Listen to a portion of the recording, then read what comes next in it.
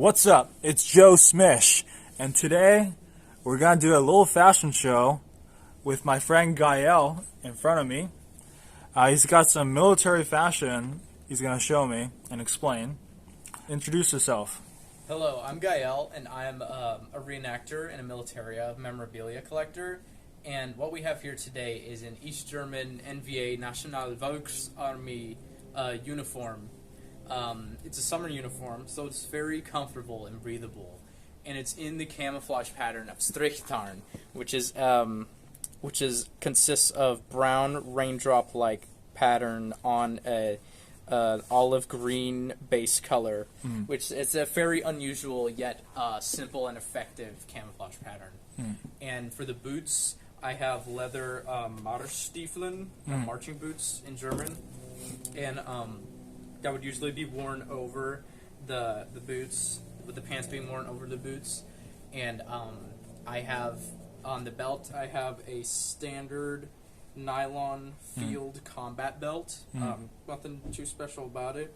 Has the East German coat of arms, the wreath with the sextant, in, Come closer in the hammer. and show the camera. Yeah, sextant, hammer, and then the wreath with the German flag on the bottom. And the hat I'm wearing is a garrison cap. The name in German escapes me, but it has the same coat of arms on it for the insignia.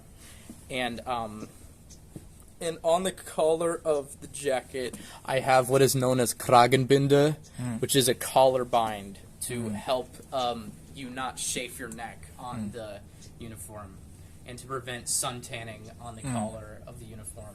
Okay. And the shoulder boards I'm wearing are for the rank of private. And Thank you so much, Gael. Yeah, I really like this uniform. It's very simple. Thank you so much. of course, my pleasure. Here we have another outfit. This is a casual one that Gael has. Explain. Alrighty, so with the hobby of collecting militaria, it's only natural that I occasionally mix and match between my regular clothes and like some of my collectible items. And this here is one of these examples where this jacket is a Greek lizard, a Greek army lizard camo jacket, and I like it a lot. It's a very, I guess, fashionable camo. It reminds me of a lot of this, like the civilian prints that you'd find at like Forever 21 or something. And here I've matched it with a white shirt that has like a sunset, has like a little van right there. Yeah, I like that t-shirt. Yeah, it's a really nice t-shirt. I especially like white with camo. It's a nice like kind of contrast. And I got some like regular ripped jeans. I think these are American Eagle. And I got with some 1460 Doc Martens here. And You can walk on mud with that, right? yeah, I've walked tons of places with these.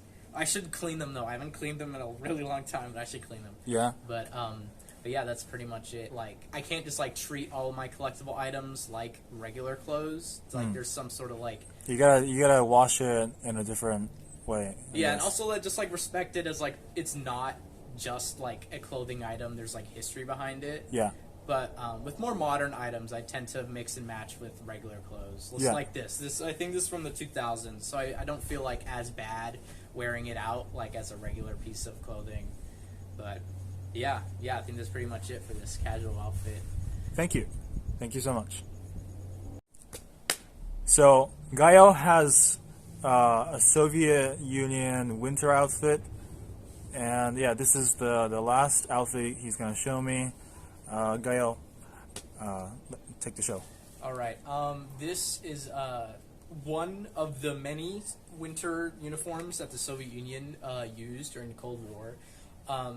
This jacket is called a bushlat, which is like, I'm unsure if that's the exact name, as a lot of info on Soviet uniforms and equipment is kind of like all over the place, considering a lot of information was either lost or is just relatively unknown to a lot of collectors. And but anyway, yes, this jacket is called the Bushlat, and I believe the jacket is dated 1980. Jacket is dated 1980, and the pants are dated like 1976. And the boots I am wearing they're different from the East German boots, as these boots are not made of leather. They're made of like this fake rubber impregnated plastic material, which is extremely uncomfortable, but it's very cheap. So naturally the Soviet Union produced millions of them for their army across the Cold War. And of course we have the hat, the winter hat, which is the classic piece of Soviet regalia. We got the hammer and sickle, and yeah, it's pretty standard, made of fake wool. Yeah, classic. Yeah, the officer's version was made of actual wool, but this one's fake wool, and then has the markings inside. Dated 1976. And then for the belt, there was two types of Soviet belts. This one is a peacetime one that had real leather and a brass buckle, and then there's a wartime one that had a fake leather belt with a painted buckle in like this muted, subdued yellowish greenish color. Okay. And yeah, and the jacket features subdued Soviet insignia, like this felt material on the collar and the shoulders here. And it was considered kind of obsolete going into like the 1980s. That's why later in 1985 and then 1988, the Soviets came out with new, like more modern uniforms, and they really phased this out by the end of the 1980s.